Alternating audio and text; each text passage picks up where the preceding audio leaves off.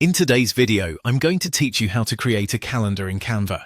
To get started, open Canva and click on Create a Design. This is where you begin any new project, and it gives you access to Canva's full library of design formats and templates. Once you're there, use the search bar to look for Calendar.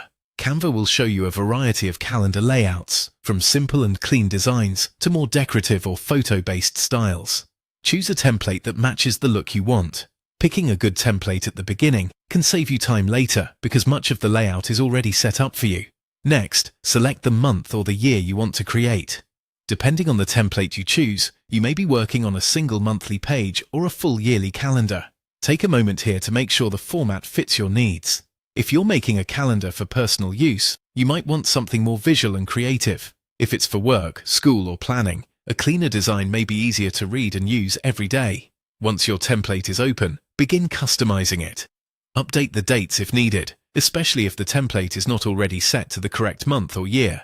Then personalize the design by changing the photos, colors, and fonts.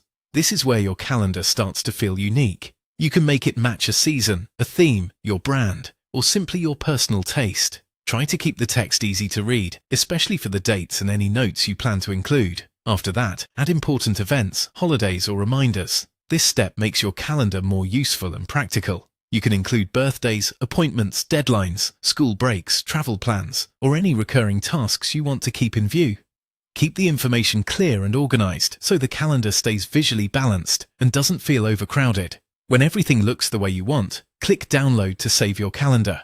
Choose the file type that works best for you, depending on whether you want to keep it digital or print it out. If you plan to print it, it's a good idea to quickly review the layout one last time to make sure nothing is cut off and everything is aligned properly. And that's it. You've created a custom calendar in Canva that's both functional and personalized.